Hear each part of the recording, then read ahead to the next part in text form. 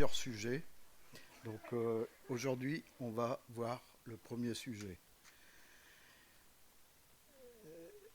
C'est souvent difficile d'aborder un sujet, surtout qu'on va toucher des choses vraiment, et c'est le début.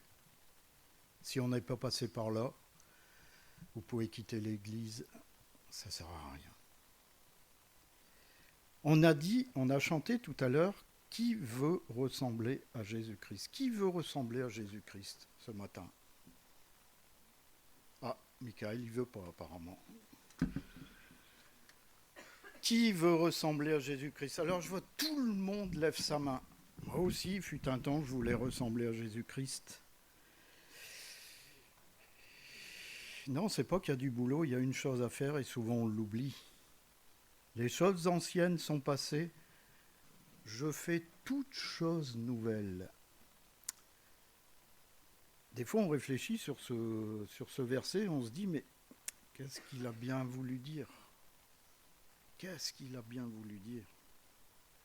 Est-ce qu'une voiture, je prends ma voiture, je démonte une roue, est-ce que je peux traverser toute la France avec 3 roues?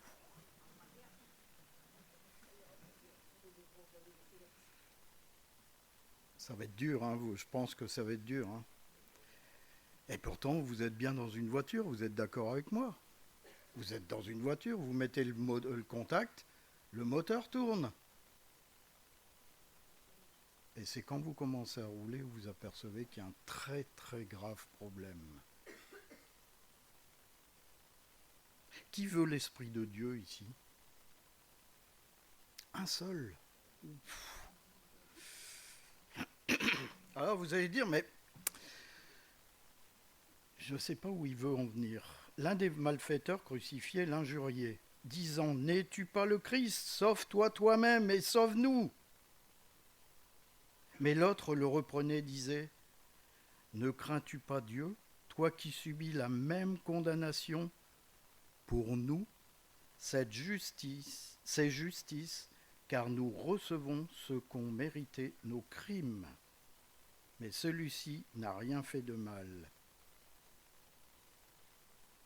C'est quoi, en fin de compte, ces paroles? Merci Alain. La repentance. J'ai choisi justement ce brigand pour vous montrer que lui, le dernier, il s'est repenti. En fait, compte, le repentir, c'est une perspective spirituelle. C'est pas seulement un regret moral. Je rentre dans une église, on me parle de Dieu. Oh, je regrette ce que j'ai fait. C'est en fin de compte un retour vers Dieu. Alors je vais aller vraiment dans les profondeurs pour bien vous faire comprendre ce qu'est réellement la repentance et vous amener à réfléchir. Moi j'ai vécu 10 ans sans m'être repenti. J'étais dans l'église, j'étais dans la voiture à 3 roues avec le moteur allumé, si vous voyez ce que ça veut dire. En fin de compte, la repentance est un mouvement intérieur qui ramène vers Dieu, vers la vérité, vers ce qui est juste. Ressembler à Jésus sans repentance, je vous ai dit tout à l'heure, vous pouvez quitter l'église. C'est impossible. Vous allez jouer du Satan.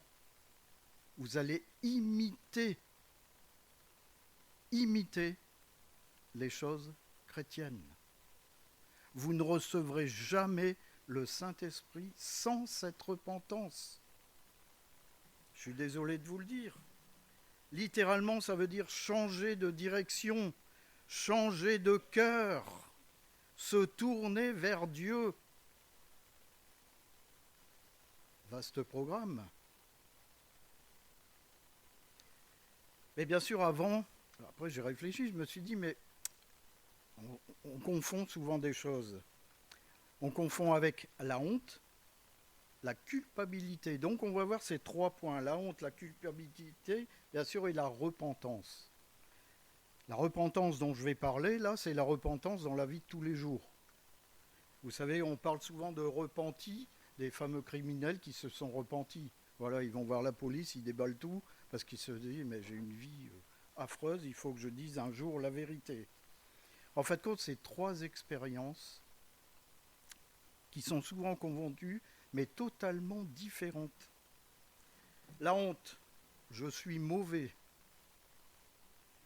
La honte, en fin de compte, ça touche notre identité. Quand on est honteux, qu'est-ce qu'on fait? On va se cacher. On se dit, mais il y a quelque chose en moi quand même qui n'est pas bon.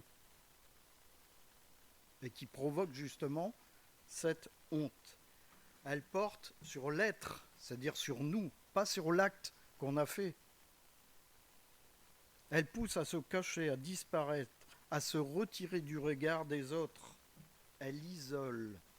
Et bien plus encore, elle devient paralysante. Il y a des gens qui sont paralysés par la honte, on ne les voit plus du tout.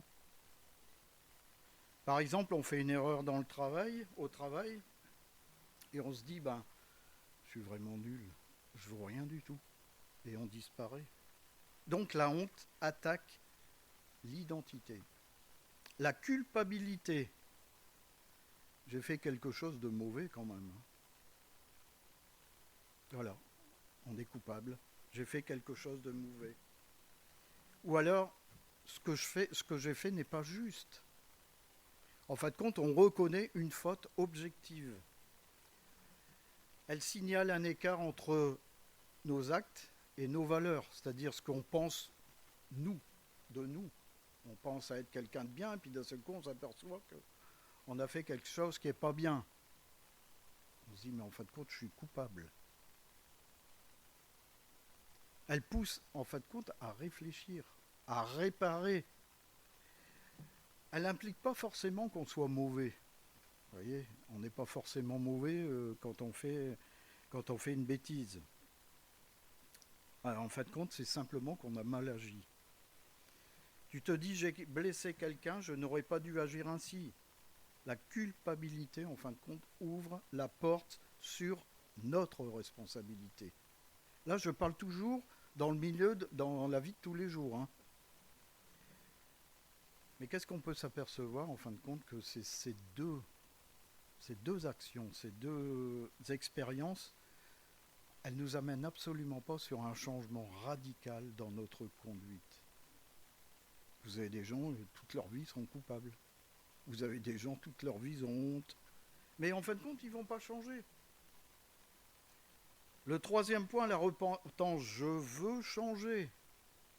Vous avez un gars qui a toute sa vie, il a tué, il a fait tous les crimes que vous voulez. D'un seul coup, il dit, mais il faut que je change, ma vie ne peut pas continuer. J'arrive à 80 ans, par exemple, et je suis encore en train de courir après les gens pour les tuer.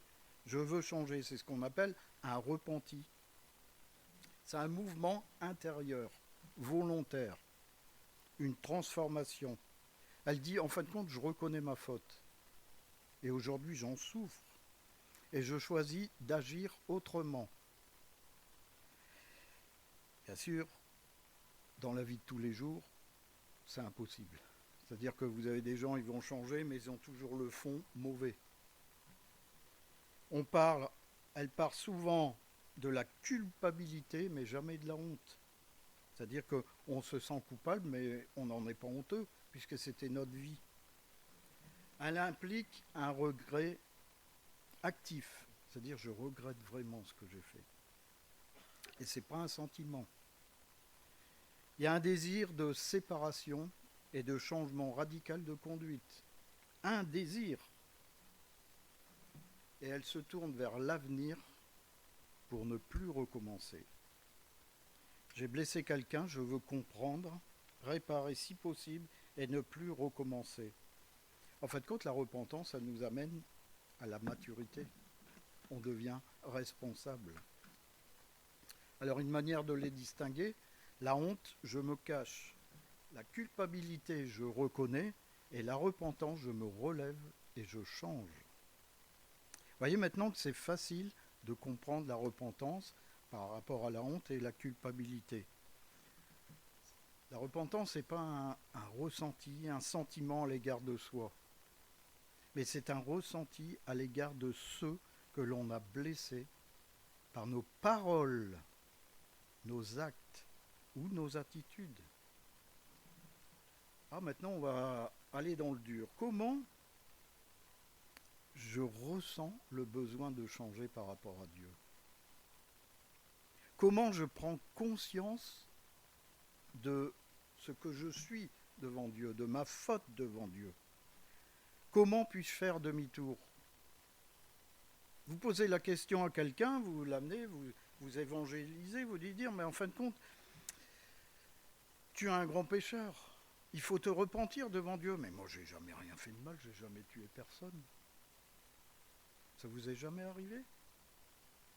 Est-ce que nous-mêmes, on n'a jamais agi comme ça? Nous concernant? En fin de compte, je suis un bon chrétien. J'ai jamais tué personne. J'ai jamais volé. Je vais à l'église, je lis ma parole, je prie. Est-ce que c'est possible de changer, de faire demi-tour dans ces cas-là?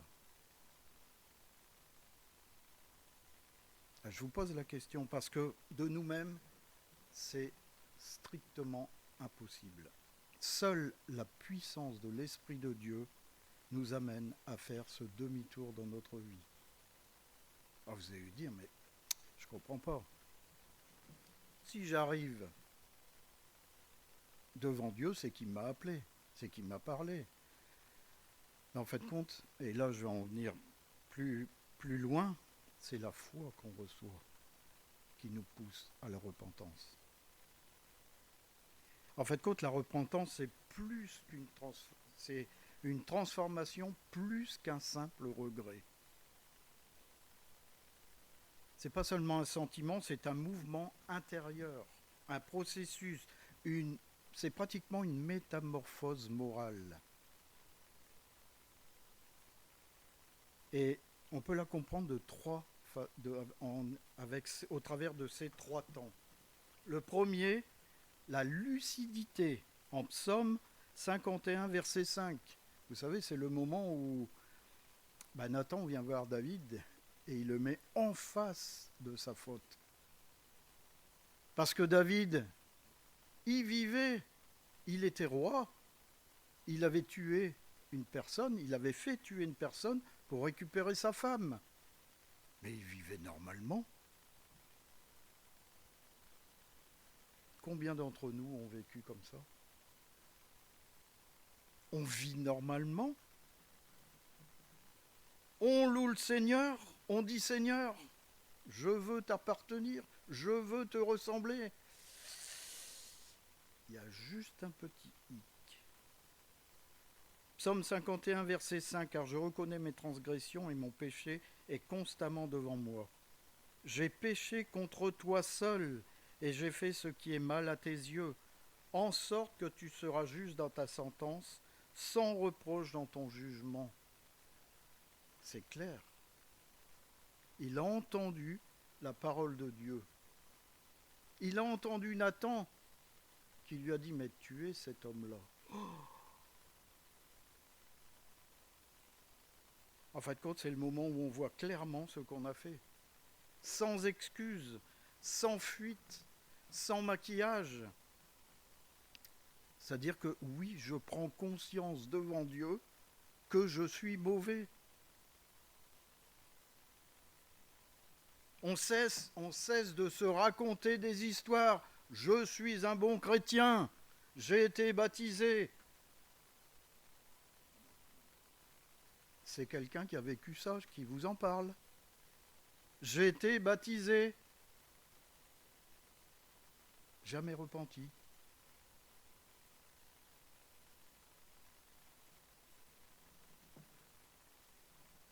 Et c'est là où vraiment la repentance prend toute sa signification. On reconnaît la faute, pas comme un accident, mais comme quelque chose dont on est responsable. On n'accuse pas son frère, on n'accuse pas sa sœur, on n'accuse pas sa famille. On a dit, Seigneur, je suis responsable devant toi. Mon péché est constamment devant moi. C'est ce que David, il a dit. Est-ce qu'on a agi comme ça devant Dieu? Et est-ce que maintenant, à l'instant où j'ai dit ces choses, j'ai dit, mais Seigneur, je suis prêt à en subir les conséquences. Et gloire à Dieu, c'est là où il y a la grâce de Dieu. Dieu n'a pas dit, puisque tu as fait cela, je te condamne. Et non, il a dit, mais mon fils, tu viens d'ouvrir la porte. Maintenant, je peux agir. Le deuxième point, c'est la douleur morale. Ayant dit ces choses, on se sent mal à l'aise, on se sent sale. Au psaume 51, verset 3, « Ô Dieu, aie pitié de moi dans ta bonté. » On sait qu'on n'est pas clair devant Dieu. On réclame la pitié de Dieu. Selon ta grande miséricorde, efface mes transgressions, lave-moi complètement de mon iniquité et purifie-moi de mon péché. En fait, ce n'est pas une culpabilité stérile. On se sent le responsable de ce qu'on est, le responsable de notre vie, et on demande à Dieu tout simplement, agis en moi. Je reconnais, comme le brigand, je reconnais que je suis coupable de ce que j'ai fait. Je mérite ta sentence, je mérite ta colère. En fin de compte, c'est une douleur qui doit nous ouvrir les yeux. Elle nous éveille et elle nous met en mouvement. Elle dit, en fin de compte, ce que j'ai fait n'est pas aligné sur ce que je dois être devant Dieu. Mais est-ce que vous croyez que c'est normal? Et là, je vais être dur. De faire les guignols sur une chaise le dimanche, quand on n'est jamais passé par la repentance. Quand on n'a jamais passé par le fait de reconnaître que oui, Seigneur, je suis une merde devant toi. Je parle dur. Mais moi, c'est ce que j'ai dit. Quand j'ai pris conscience de ce que j'étais devant Dieu, de ce que j'avais fait, la plus terrible des choses, singer le fait d'être chrétien. Il y a des gens qui pleurent parce que j'ai pas reçu le Saint-Esprit, ou le Seigneur ne m'écoute pas. Mais il ne va pas t'écouter. Tu ne l'écoutes pas. Combien de prédications qu'on a entendues, combien de fois on a ouvert la parole et qu'on a lu « Repentez-vous et croyez ». J'ai été baptisé, je suis sauvé. C'est faux. C'est totalement faux. Vous savez que quand on se repent, il y a un signe, ça montre qu'on a été touché par Dieu. On sent le besoin d'être pur devant lui. On sent le besoin de faire la paix avec lui. Parce qu'on le connaît.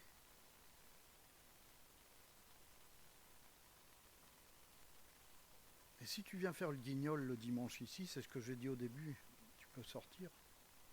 Parce que la sentence, tu la verras à la fin.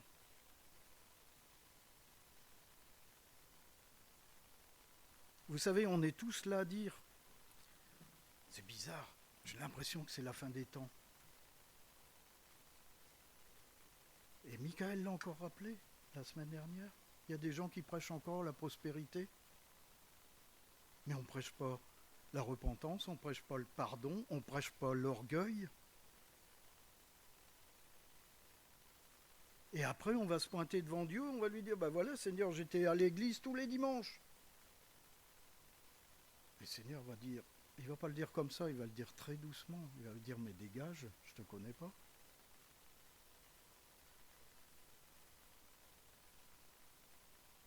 Non, il va nous dire, dire, sors de ma présence, je ne te connais pas, je suis désolé.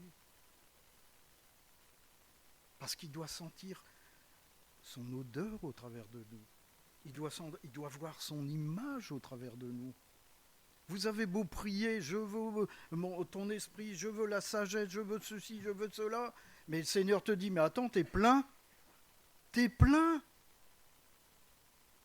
Tout ce que tu as en toi, tu ne m'as rien donné. Tout ce que tu as fait, tu ne m'as rien donné. Il y a des gens, Emmanuel en parlait tout à l'heure, il y a des gens qui sont bouleversés, il y a des gens qui sont tourmentés toute leur vie avec ce qui s'est passé avant. Pourquoi ? Parce qu'ils ne se sont pas mis à genoux devant le Seigneur et de dire, Seigneur, je te donne cette chose. Des actes immondes que le Seigneur pardonne.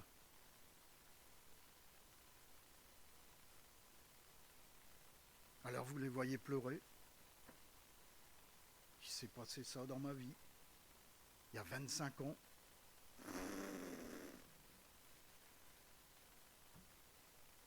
Le Seigneur m'a débarrassé de plein de choses. Mais il a fallu que je passe par me retrouver à terre et pleurer comme un veau. Je ne dis pas que la repentance, c'est forcément pleurer. La repentance, c'est d'être une fois dans notre vie vrai devant Dieu. C'est pas difficile.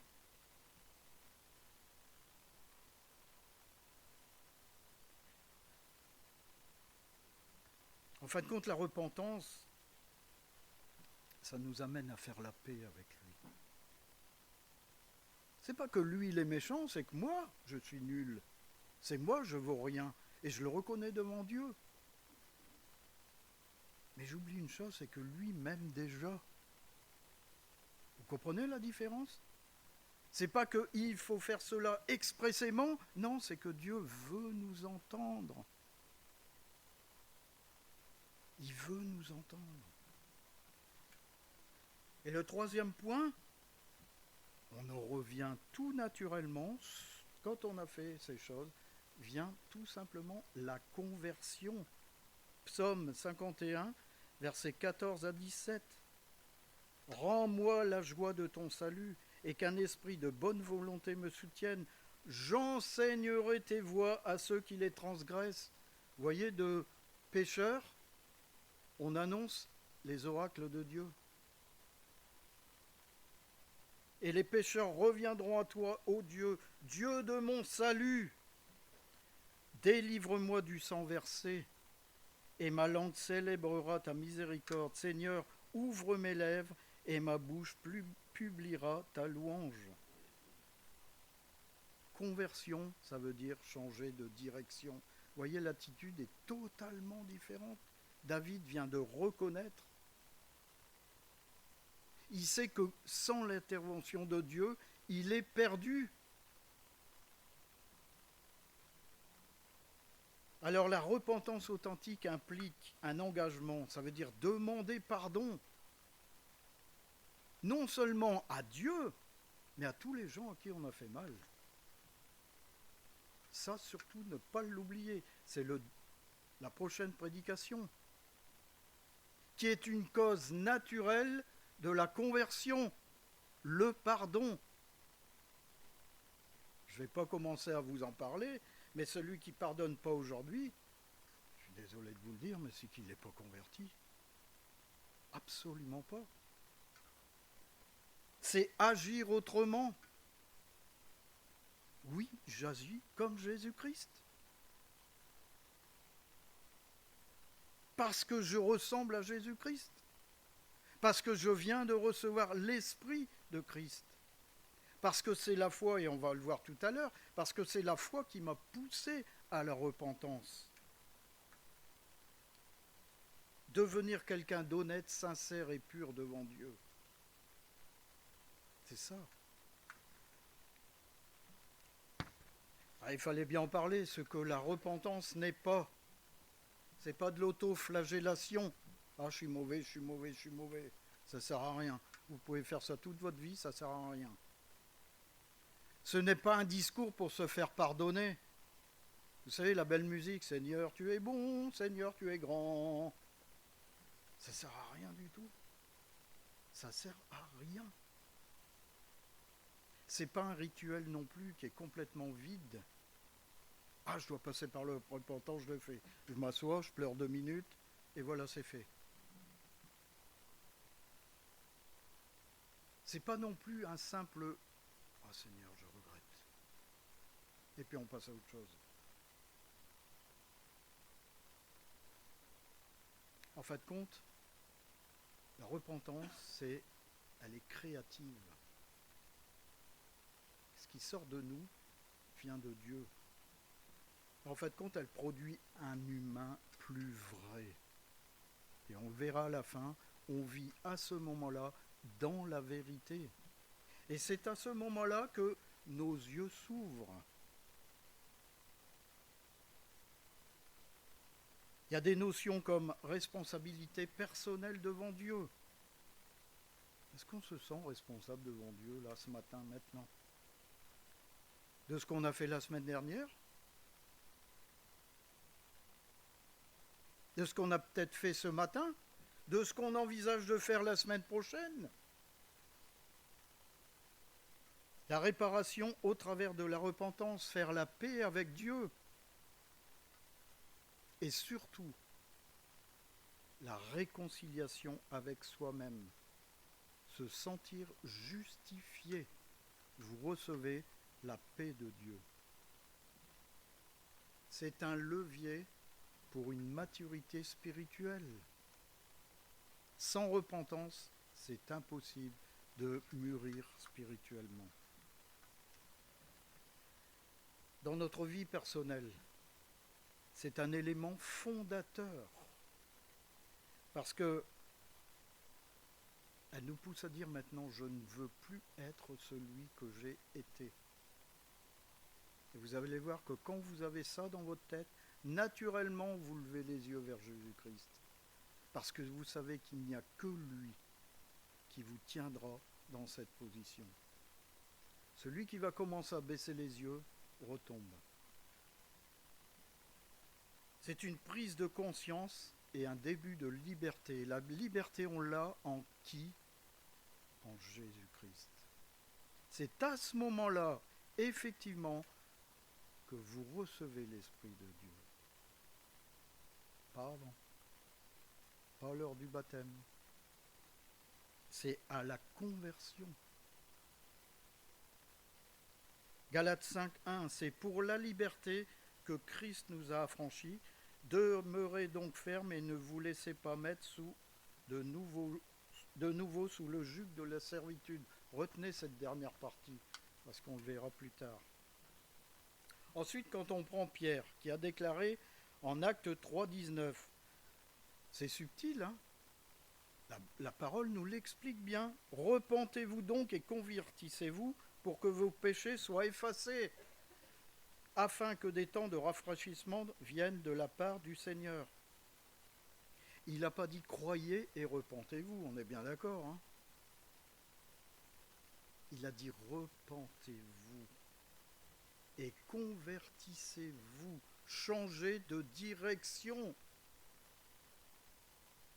Pourquoi? Quand on médite ce passage-là, si vous n'êtes pas repenti, vos péchés ne sont pas effacés. Vous êtes encore sous la condamnation de Dieu. J'en viendrai encore après. Donc il n'a pas dit croyez et repentez-vous, mais repentez-vous et croyez. Il faut qu'en fin de compte, l'œuvre de Christ soit faite en nous. C'est-à-dire que lorsque l'œuvre est faite en nous, ça nous pousse à la repentance. C'est la foi en Jésus-Christ qui nous pousse à la repentance. Parce qu'on sent à ce moment-là le décalage. Le décalage entre ce qu'on est réellement et celui à qui on veut ressembler. Vous savez, quand on a chanté « Je veux te ressembler, Jésus », ça entraîne une prise de conscience. Sans la foi, il n'y a pas de vraie repentance. Et sans repentance, il n'y a pas de salut. En Romains 10, car c'est en croyant du cœur qu'on parvient à la justice, et c'est en confessant de la bouche qu'on parvient au salut. Le salut vient lorsqu'on le reconnaît devant Dieu que Christ est Dieu et que l'on croit en lui. Quand on croit ces choses-là, je peux vous dire que instinctivement, ça nous pousse à vomir ce qui est en nous. Je vous rappelle quand même que Dieu a horreur du péché. Comment vous croyez qu'on va se pointer devant Dieu en ayant encore le péché en nous? Qu'est-ce qui va nous arriver? Alors là, on en vient à quelque chose d'important. Qu'est-ce qui se passe quand quelqu'un s'est repenti? Il faut voir les fruits de la repentance. En Matthieu chapitre 3, verset 8, « Produisez donc du fruit digne de la repentance. » Comme je l'ai dit tout à l'heure, c'est la foi qui produit la repentance. Et la repentance est confirmée par un fruit visible, naturel. Vous voyez pourquoi je dis naturel? Parce que tout le tralala qu'on fait ici, ça sert strictement à rien si on n'est pas passé par la repentance. Lorsqu'on s'est repenti, l'amour de Dieu est naturel.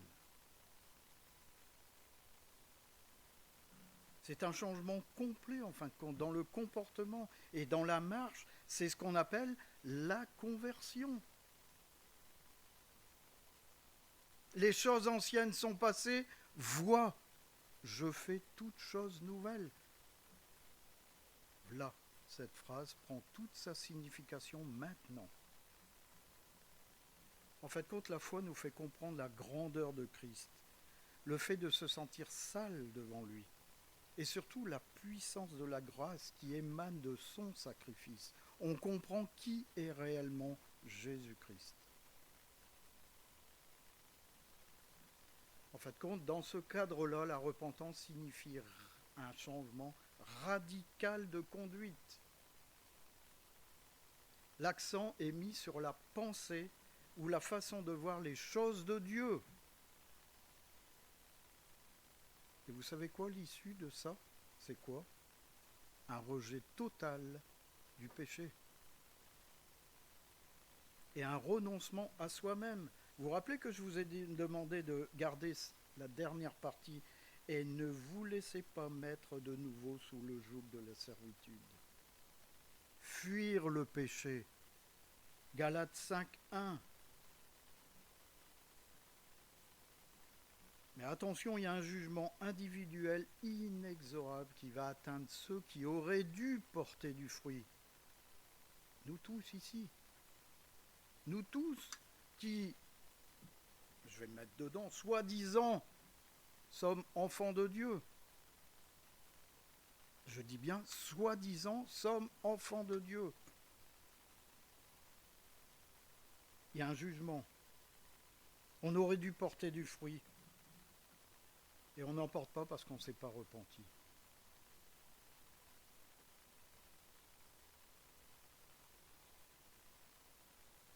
Si, en Jean 15:6, si quelqu'un ne demeure pas en moi, il est jeté dehors comme le sarment, et il sèche. Puis on ramasse les sarments, on les jette au feu et ils brûlent. Eh oui, Seigneur, je crois en toi, mais non, t'as rien compris. Je veux ressembler à Jésus, on a chanté. Si quelqu'un ne demeure pas en moi, c'est ça, ça veut dire. Demeurer en Christ, c'est ressembler à Jésus-Christ. Ça veut dire que tout ce que je vais faire dans ma vie va être du Jésus-Christ. Pourquoi? Parce que c'est ce qui va sortir de mon cœur. Les choses anciennes sont passées. Ce que je faisais avant, je ne fais plus aujourd'hui. Je fais du Jésus-Christ.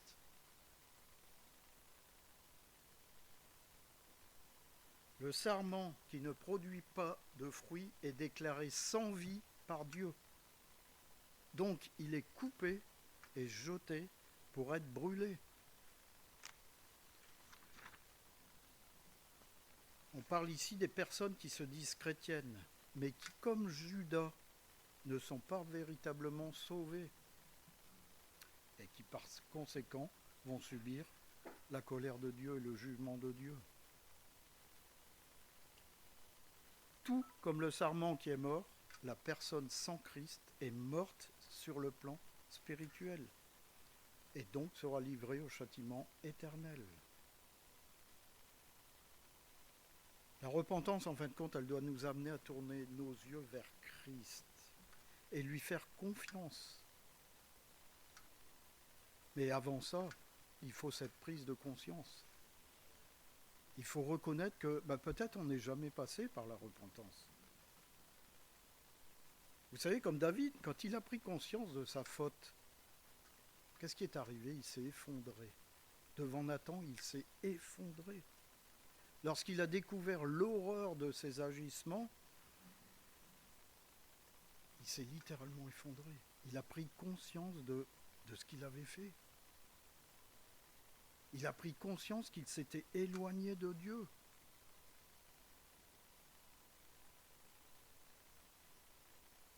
Si on prend Acte 17-30, Dieu, sans tenir compte des temps d'ignorance, annonce maintenant à tous les hommes en tout lieu qu'ils aient à se repentir. Donc vous voyez, c'est un commandement de Dieu. Dieu, dans tous les âges qui sont passés, dans tous les temps, il a laissé aux nations leur choix de vie. Mais de tout temps, en fin de compte, chacun, on est resté responsable de nos actes et de nos agissements. Et de plus en plus maintenant, c'est là où on est de plus en plus responsable, la parole est annoncée. On entend la parole de Dieu qui est annoncée. L'ordre ici, c'est d'obéir au commandement de Dieu et se repentir de nos péchés.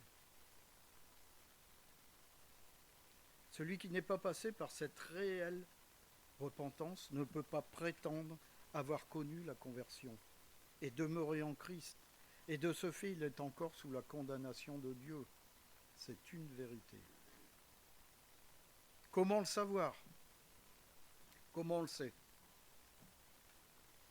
Est-ce que ton caractère a changé? Est-ce que ta conduite a changé? En fin de compte, se repentir, c'est quoi? C'est entrer dans la voie de Dieu, V-O-I-E, dans la voie de Dieu. C'est un chemin, en fin de compte, dans lequel se reconnaît la vérité intérieure. On devient Christ. La personne qu'on était hier n'est plus la personne d'aujourd'hui.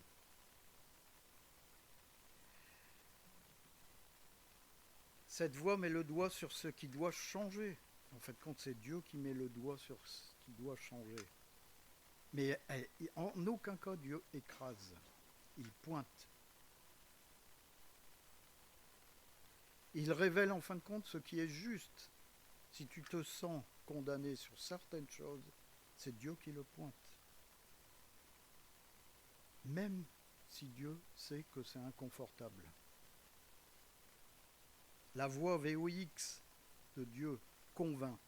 Lorsque tu entends la voix de Dieu, elle te convainc de le faire, de te repentir. Mais elle ne te condamnera jamais. Alors, qu'est-ce qu'il faut faire à ce moment-là? C'est obéir. Alors j'ai une question pour terminer. Est-ce que réellement ce matin, tu es convaincu d'être passé par la repentance? Je ne veux pas de réponse. Je veux simplement vous témoigner que moi j'ai vécu 10 ans comme un guignol. Et je n'ai pas honte à le dire aujourd'hui. J'ai vécu 10 ans comme un guignol. Si ça peut sauver la vie d'une personne, je me fais un plaisir de vous le dire. Je faisais le guignol sur les chaises de l'église. C'était dans l'autre église. Tous les dimanches, je faisais le guignol, je prêchais.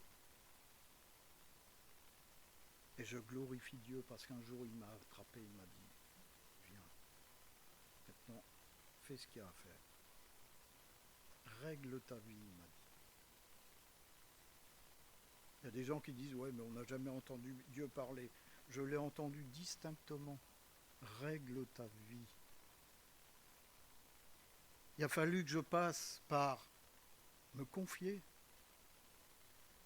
à quelqu'un, le pasteur, lui raconter, me vider toutes les horreurs que je faisais. Toutes les horreurs. Pourtant, je m'asseyais sur les bancs de l'église et je louais le Seigneur le dimanche, comme un bel hypocrite que j'étais. Parce que j'étais un bel hypocrite. Est-ce que quelqu'un l'a vu? Mais j'ai oublié qu'il n'y avait qu'une personne qui le voyait. C'était Dieu lui-même.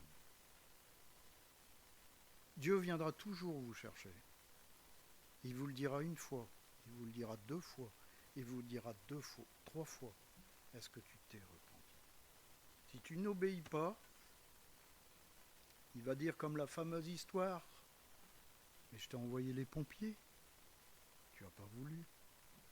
Je t'ai envoyé une deuxième personne, tu n'as pas voulu de l'aide.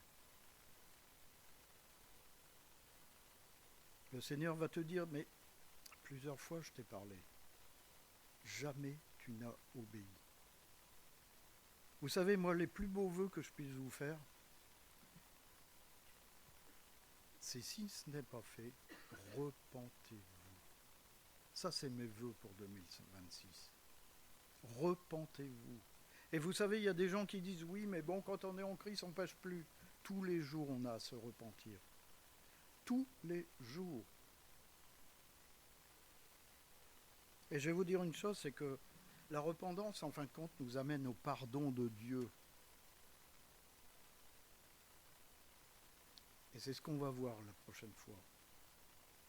Quand on manque de pardon, c'est qu'il y a un problème avec notre conversion.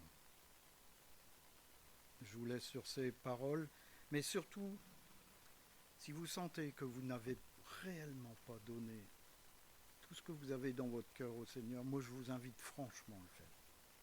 Franchement, c'est pas la peine de me dire à moi, oui, j'ai l'Esprit de Dieu. Je m'en fiche royalement. Je m'en fiche. Vous pouvez singer. Moi, j'étais un magnifique singe. Il y en a un là-haut qui le sait.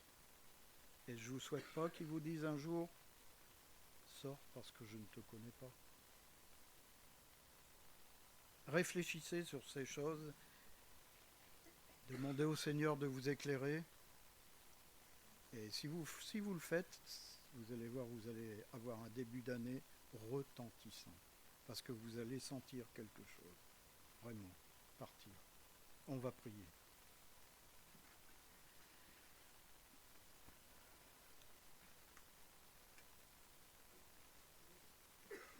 Merci Seigneur pour ton amour.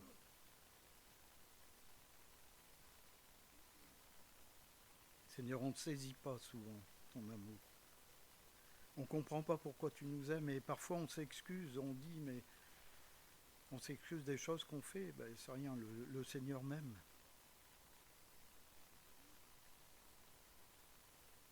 Mais Seigneur, c'est pas ce que tu attends de nous. Tu attends de nous une sincérité, une honnêteté devant toi. Parce que nos fautes, tu les connais. Tu as déjà l'éponge dans la main pour les effacer, mais tu attends une chose, qu'on ouvre notre bouche. Qu'on réalise qu'on ne peut pas se présenter devant toi avec un cœur sale, rempli d'immondices, de péchés, mais qu'on a à déposer au pied de ta croix tout ce que nous sommes. L'Esprit ne pourra pas venir en nous s'il est rempli de choses mauvaises. Christ ne pourra pas demeurer en nous s'il n'y a pas les fruits de la repentance. On peut tromper les hommes, Mais toi, on ne te trompe pas. Seigneur, tu connais mon cœur pour chacun de mes frères et sœurs ici. C'est que chacun, nous puissions arriver à cette repentance, à sentir ce poids partir, le poids de la culpabilité devant toi, et de te supplier de nous changer. Il n'y a que la puissance de ton esprit. Et Seigneur, tu nous amènes ainsi à saisir la grâce que tu donnes et être libre en toi. Au nom de Jésus-Christ. Amen.